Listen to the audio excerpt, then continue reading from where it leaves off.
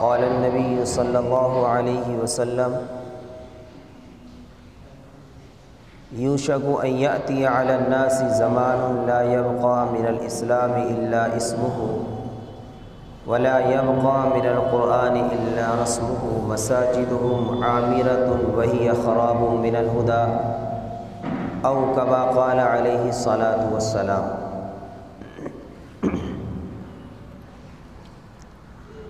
معزز محترم بزرگوں اور عزیز ساتھیوں،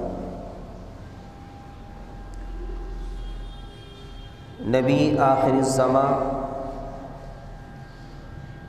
سرور کائنات فخر دو عالم جناب محمد الرسول اللہ صلی اللہ علیہ وسلم کی ایک حدیث مبارکہ میں نے آپ کے سامنے پڑھی ہے۔ آقا علیہ الصلاۃ والسلام نے 3 پیشین گوئیاں فرمائیں۔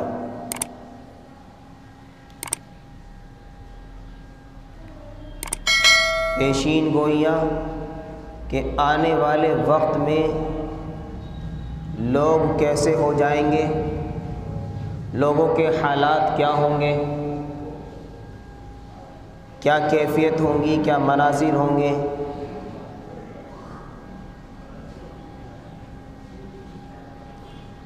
پہلی ارشاد فرمائی یوشک ان یأتی علی الناس زمان لا یبقى من الاسلام الا اسمہ، ان قریب ایک ایسا زمانہ آئے گا کہ اسلام کا صرف اور صرف نام باقی رہے گا، اسلام کی روح ختم ہو جائے گی۔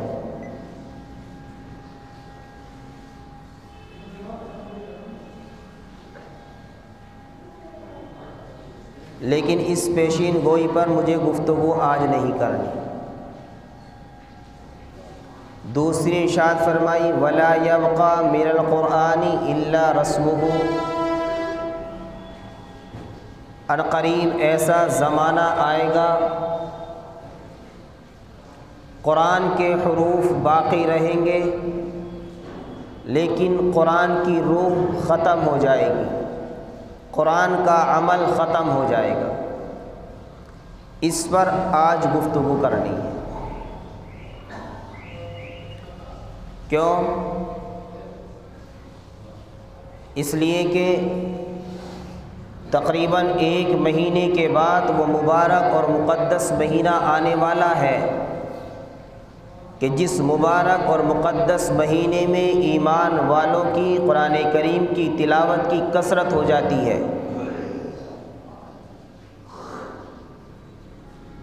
قرآن پڑھنے والے بھی خوب نظر آتے، قرآن پڑھانے والے بھی خوب نظر آتے،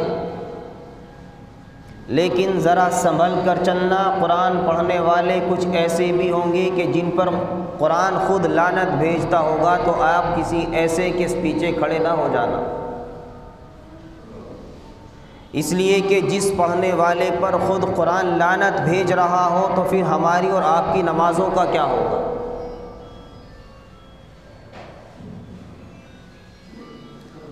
وَلَا يَبْقَى مِنَ الْقُرْآنِ إِلَّا رَسْمُهُ، قرآن کے صرف حرف باقی رہیں گے، قرآن کی روح ختم ہو جائے گی، قرآن کا عمل ختم ہو جائے گا۔ آج یہ موجودہ دور جو موجودہ وقت چل رہا ہے،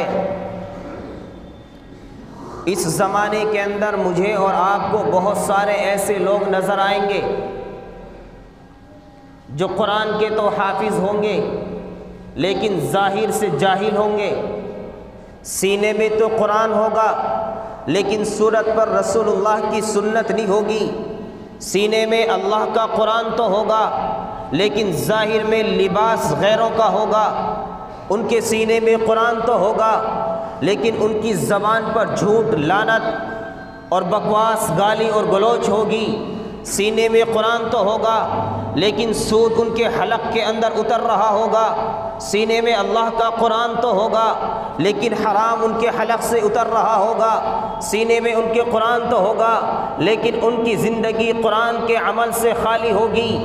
یاد رکھنا ایسے لوگوں کے اوپر اللہ بھی لعنت بھیجتا ہے، اللہ کا قرآن بھی لعنت بھیجتا ہے، اللہ کا رسول بھی لعنت بھیجتا ہے، اللہ کے سارے فرشتے ایسے حافظ قرآن کے اوپر لعنت بھیجتے ہیں۔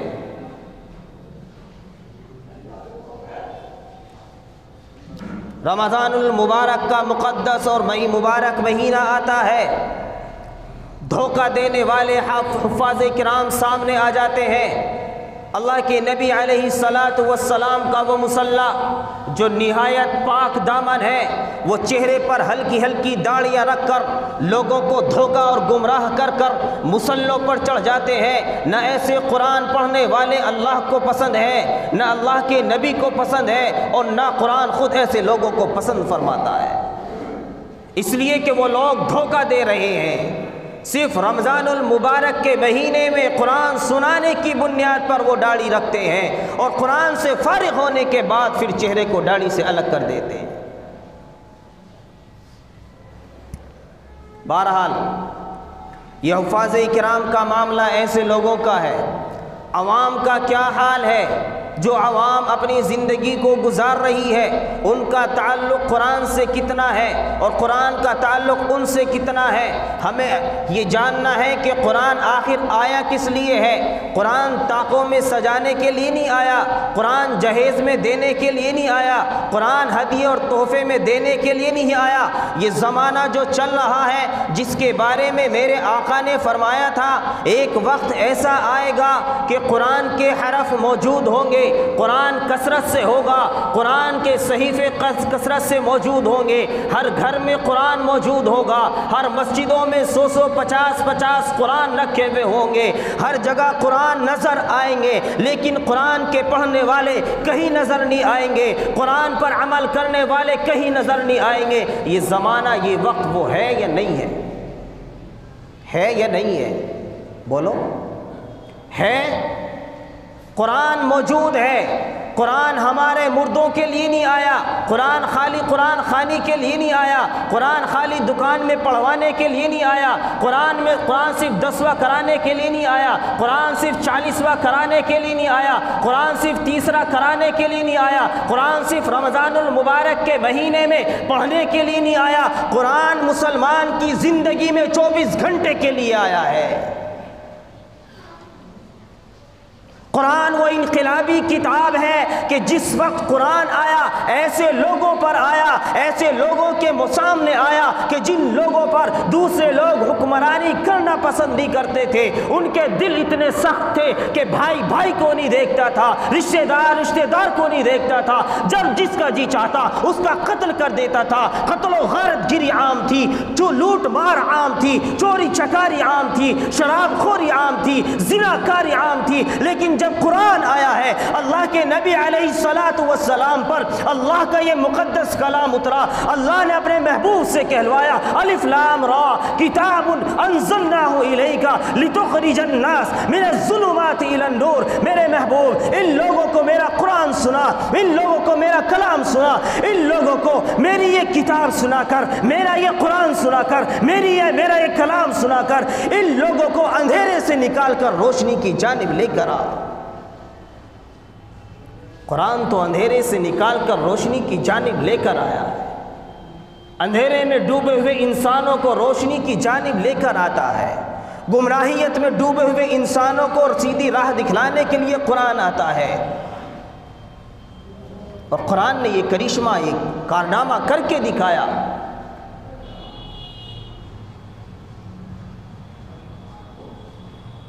اچھا، قرآن میں جو یہ تذکرہ ہے کتاب انزلناہ الیک لتخرج الناس من الظلمات الی النور، اندھیرے سے روشنی کی جانب لے کر، اندھیرا کون سا تھا؟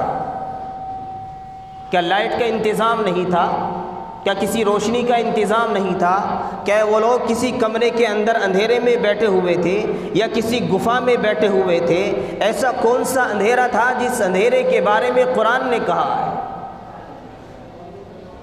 یاد رکھنا میرے عزیز دوستو، وہ اندھیرا گمراہیت کا اندھیرا تھا، وہ اندھیرا جہالت کا اندھیرا تھا، وہ اندھیرا قتل و غارت گری کا اندھیرا تھا، وہ اندھیرا انسانیت کی دشمنی کا اندھیرا تھا، وہ اندھیرا قتل و غارت گری کا اندھیرا تھا۔ وہ لوگ شراب نوشی کے اندر ملوث تھے، وہ ان کی زندگی کے اندر اندھیرا تھا، وہ قتل و غارت گری کے اندر ملوث تھے، وہ ان کے سامنے اندھیرا تھا۔ جنہوں نے اللہ کو نہیں پہچانا تھا، وہ ان کی زندگی کے اندر وہ اندھیرا تھا جو اللہ کی عبادت کو چھوڑ کر غیروں کے سامنے اپنی پیشانی کو جھکا رہے تھے، ان کی زندگی میں یہ وہ اندھیرا تھا۔ اور اگر آج کا انسان اللہ کی عبادت کو چھوڑ کر غیر اللہ کے سامنے پڑا ہوا ہے، اگر آج کا انسان شراب کے اندر ملوث ہے، اگر آج کا انسان جوا اور سٹے کے اندر ملوث ہے، اگر انسان آج بھی قتل و غارت گری کے اندر ملوث ہے، اگر آج بھی انسان دوسروں کو دھوکہ دینے کے اندر ملوث ہے، اگر آج بھی انسان دوسروں کی زمینوں پر قبضے کر کر ان پر اپنا حق جتلانے کی کوشش کر رہا ہے، یہ اس کی زندگی کے اندر اندھیرا ہے۔ اگر کوئی انسان کسی کے بال کو دبا کر اپنا حق جتلا رہا ہے، یہ اس کی زندگی کے اندر اندھیرا ہے۔ اگر کوئی انسان کسی کو دھوکہ دے رہا ہے، یہ اس کی زندگی کا اندھیرا ہے۔ قرآن ان تمام کے تمام اندھیروں سے نکال کر سیدھی راہ پر انسانیت کو لایا ہے۔ آج قرآن سے تعلق کتنوں کا ہے؟ حاجی ہے، نمازی ہے، قاضی ہے، امام ہے، عالم ہے، غیر عالم ہے، حافظ ہے، غیر حافظ ہے۔ ہمارا مسجد میں تعلق صرف اتنا ہے کہ ہم مسجد میں آتے ہیں، نماز پڑھتے ہیں، سنت پڑھتے ہیں اور بیٹھ جاتے ہیں۔ اگر نماز میں ٹائم ہے تو بس اپنی باتوں میں مشغول ہو جاتے ہیں۔ آج تو ہم نے قرآن کو ترتیب دے دیا۔ میرا معمول ہے میں فجر کی نماز کے بعد قرآن پڑھتا ہوں جی، میرا معمول ہے میں عصر کی نماز کے بعد قرآن پڑھتا ہوں جی۔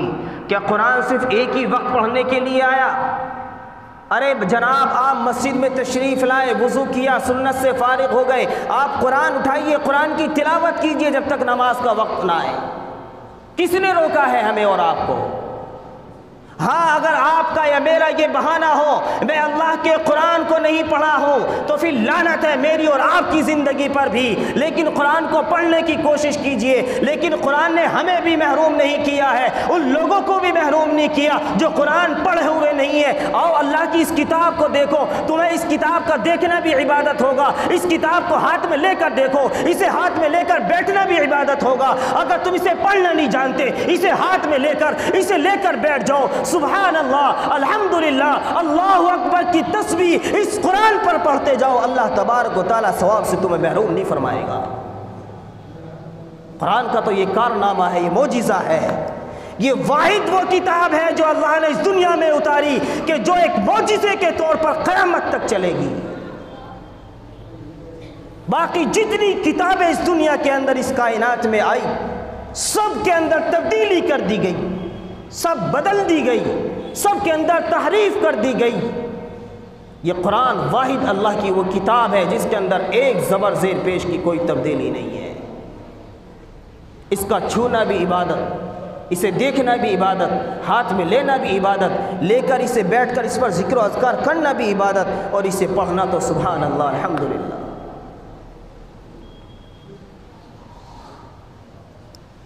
آج تو گھروں کے ماحول تبدیل ہو گئے، اللہ ماشاء اللہ گھروں میں قرآن کی تعلیم ہوتی ہو۔ شکایت ہے کہ مدارس جگہ جگہ پر کھولے جا رہے ہیں۔ میں کہتا ہوں کہ سروے کرو اپنی مسجدوں کا کہ تمہاری مسجد کی بستی میں کتنے لوگ ایسے ہیں جو قرآن پڑھے ہوئے ہیں۔ کرو سروے، پھر پتہ چلے گا کہ مدارس زیادہ ہیں یا کم ہیں۔ سروے کر کے دیکھو۔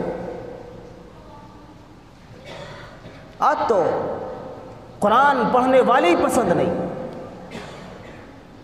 ہماری ماں اور بہنوں کا تو عجیب حال ہے، صبح سے لے کر شام تک ایسے اپنے وقت کو ضائع کر دیں گے، اللہ کے قرآن کو چھونے کی، پکڑنے کی، اسے دیکھنے کی فرصت نہیں ملتی، اس کے اوپر بیٹھے ہوئے گرد کو ہٹانے کی فرصت نہیں ملتی۔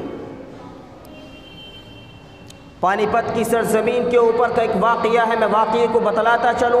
حضرت مولانا فخر الدین رحمۃ اللہ علیہ کا کسی سے نکاح ہوا۔ وہ عورت جب آپ کے نکاح میں آئی، آپ کے نکاح میں آنے کے بعد سال بھر کے بعد ایک بچے کی ولادت ہوتی ہے، جسے تاریخ بو علی قلندر کے نام سے جانتی اور پہچانتی ہے۔ بچے کی ولادت کو ایک دن ہوا ہے، بچہ رو رہا ہے، دوسرا دن ہوا ہے، بچہ رو رہا ہے، تیسرا دن ہوا، بچہ رو رہا ہے۔ کسی کے کھلانے سے بچہ چپ نہیں ہوتا، دوائی دے دی گئی، علاج کرا دیا گیا، دودھ پلا دیا گیا، بچے کو کھلایا جا رہا ہے، اس کے ساتھ کھیل کود کیا جا رہا ہے، لیکن بچہ چپ نہیں ہو رہا ہے، بچہ خاموش نہیں ہو رہا ہے، بچہ رو رہا ہے۔ باپ بھی پریشان، ماں بھی پریشان، گھر والے بھی پریشان۔ آخر پریشانی کیا ہے، وجہ کیا ہے؟ ڈاکٹر کو دکھلا دیا گیا، طبیبہ کو دکھلا دیا گیا، اور گھروں میں کام کرنے والی دائیاں کو دکھلا دیا گیا۔ بچے کو پریشانی کیا ہے، بچہ رو کیوں رہا ہے؟ شیخ امام فخر الدین رحمۃ اللہ علیہ پانی پت کی گلی میں گھوم رہے تھے، سامنے سے ایک مجذوب پر نگاہ پڑی، مجذوب کو دیکھا، قریب گئے، پوچھا کیا بات ہے، کیا حال ہے، چہرے پر پریشانی کیسی ہے، چہرہ مرجھایا ہوا کیسا ہے، چہرہ لٹکایا ہوا کیسا ہے؟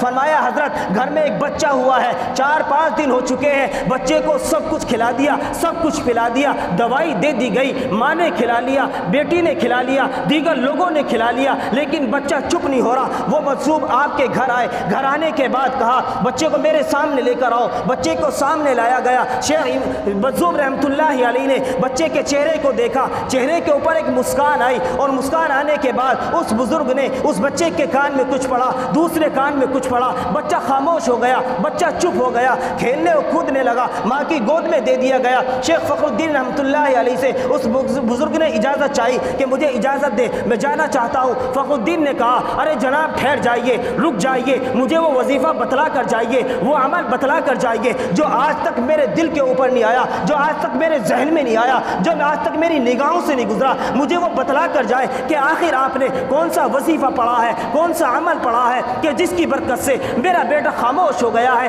4 دن تک 5 دن تک سب کچھ کرا لیا، سب کچھ کھلا دیا، سب کچھ دوائی دے دی گئی، لیکن بچے کو آرام نہیں ملا، بچہ روتا رہا، بلکتا رہا، پریشان ہوتا رہا، پریشان کرتا رہا۔ آپ کا عمل کون سا تھا کہ جس عمل کی برکت سے بچہ خاموش رہا ہے، خاموش ہو چکا ہے؟ مجذوب رحمۃ اللہ علیہ نے کہا ارے جناب میرا کوئی ایسا عمل نہیں، مجھے لگتا ہے اس کی ماں قرآن کی حافظہ ہے، جس وقت بچے کی ولادت سے پہلے اس کی ماں اللہ کا قرآن صبح سے لے کر شام تک پڑھا کرتی تھی، اس بچے کی غذا اللہ کا قرآن بن چکا ہے۔ اب بچے کی ولادت کے بعد ماں چونکہ ناپاکی کی حالت میں جا چکی ہے، جو وہ قرآن کی تلاوت نہیں کر سکتی، قرآن کو چھو نہیں سکتی، قرآن کو پڑھ نہیں سکتی، ناپاکی کی حالت میں جانے کے بعد اس بچے کو اللہ کے قرآن کی تلاوت سنائی نہیں دی۔ اس بچے کی غذا دودھ نہیں، پانی نہیں، کھانا نہیں، روٹی نہیں، دوائی نہیں، علاج نہیں، اس بچے کی غذا اللہ کا قرآن ہے۔